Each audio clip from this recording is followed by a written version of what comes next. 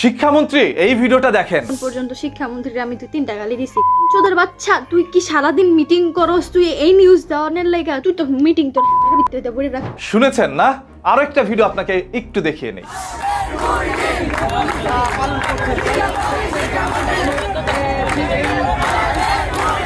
ভিডিওর শুরুতেই যেহেতু শিক্ষার্থীরা আপনাকে 1 টাকা দিয়েও দাম দিচ্ছে না, সেহেতু এই পুরো ভিডিওর মধ্যে আপনাকে শিক্ষার্থীরা কয় টাকা দিতে পারে সেটা আপনি একটু হিসাব করতে থাকেন, আর এদিকে ভিডিওটা মনোযোগ দিয়ে সবাই দেখেন। আজ শিক্ষার্থীদের কেন বুক সমান পানিতে ভিজিয়ে নিয়ে পরীক্ষার হলের মধ্যে নিচ্ছে। তিনি চাইলে কি পারতেন না পরীক্ষাটা একটু পিছিয়ে দিতে? তিনি চাইলে পারতেন, কিন্তু তিনি সেটা দেন নাই। তিনি একরকম নিজের কথাকেই প্রাধান্য দিয়েছেন, নিজের ক্ষমতার দাপট এখানে দেখিয়েছেন। আজ আপনার কারণে 19,000 শিক্ষার্থী অনুপস্থিত, তারা পরীক্ষার হলে যেতে পারেনি, এবং পরীক্ষার হলে ভিজে গিয়ে পরীক্ষা দেওয়ার কারণে শত শত শিক্ষার্থী আজ অসুস্থ। অনেকে ময়লা নোংরা ড্রেনের মধ্যে পড়ে হাত পায়ে প্রচন্ড আঘাত পেয়েছে। সে আঘাতের যন্ত্রণা এই ভেজা শরীরে কতটুকু তীব্র মনে হতে পারে সেটা আপনি জানেন না। আপনি হয়তোবা এটা ভুলে গিয়েছেন, আজ যেই সকল শিক্ষার্থীকে এই পানির মধ্যে ডুবিয়ে নিয়ে হলের মধ্যে প্রবেশ করাচ্ছেন, এরাই আপনাকে শিক্ষামন্ত্রীর চেয়ারে বসিয়েছে। তারা চাইলে এই চেয়ার থেকে টেনে হেঁচড়ে আপনাকে নামিয়ে দিতে পারে, আর এই কারণে আজ আপনার পদত্যাগের জন্য অনেকেই রাস্তায় নেমেছে। শিক্ষার্থীর অভিভাবকরাও আপনার বিরুদ্ধে একের পর এক কথা বলে যাচ্ছে। খুব ভালো লাগছে আপনার কাছে, তাই না?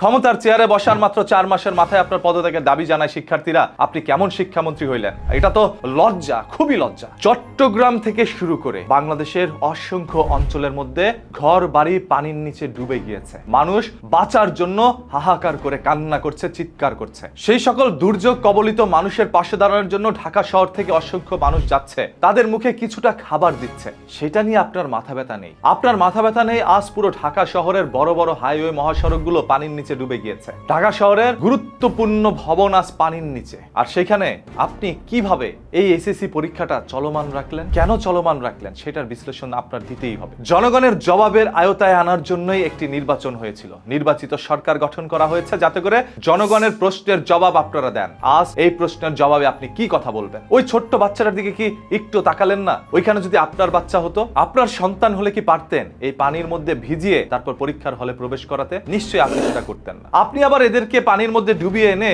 আবার নিজেকে বড় রাখার জন্য মতের পরিবর্তন করেন নাই। আপনার কথা একটাই, কথা লড়চড় হওয়া যাবে না ভাই। আমরা অতীতে কখনো দেখিনি শিক্ষামন্ত্রীকে এইভাবে বাজে মন্তব্য করতে, যেভাবে আজ তারা করছে। এই সুযোগটা আপনি করে দিয়েছেন। আপনি পুরো বাংলাদেশের মেরুদণ্ড ঠিক করার জায়গায় বসেছেন। এই মেরুদণ্ড শক্ত করার জায়গাটা আপনার হাতে, আর সেই মেরুদণ্ড যদি এইভাবে ভেঙে দেন, একটি পরীক্ষার মধ্যে পুরো বাংলাদেশে 19,000 শিক্ষার্থী হলে পৌঁছাতে পারেনি এই বৃষ্টি আর পানির কারণে। যারা পৌঁছেছে তার শরীর ভিজিয়ে 3-4 ঘন্টা ভেজা শরীরে পরীক্ষা দিয়েছে। পরীক্ষা খারাপ হয়েছে, অনেকে এই কারণে জীবনও দিয়ে দিচ্ছে। সেটার দায়ভার কি আপনি নেবেন? নিবেন না, রাষ্ট্র নিবে না। তাহলে কেন তাদেরকে ভিজিয়ে আজ পরীক্ষার হলে আনলেন? এই হাজারো প্রশ্ন এখন শিক্ষামন্ত্রীর উপরে। শিক্ষামন্ত্রী উত্তর দিবে কিভাবে সেটাই আমাদের দেখার পালা। আপনাদের কাছে কি মনে হয় আপনি একটু কমেন্ট করে জানান, আর পারলে ভিডিওটি শেয়ার করে দেন। যারা কথা বলতে ভয় পান, এই কথা বলার জন্যই এক অভ্যুত্থান হয়েছিল। এই স্বাধীনতার জন্যই আমরা রাস্তায় নেমেছিলাম। আমাদেরকে আবারও বাধ্য করবেন না কারো পতনের ডাকে রাস্তায় নামতে। প্রতিদিনের এই ধরনের ঘটনা, দুর্ঘটনা, লুকোনো সত্য জানার জন্য চোখ রাখুন নিউজ কেতে। আর হ্যাঁ, সেই জন্য পেজটাকে ফলো করে রাখতে হবে।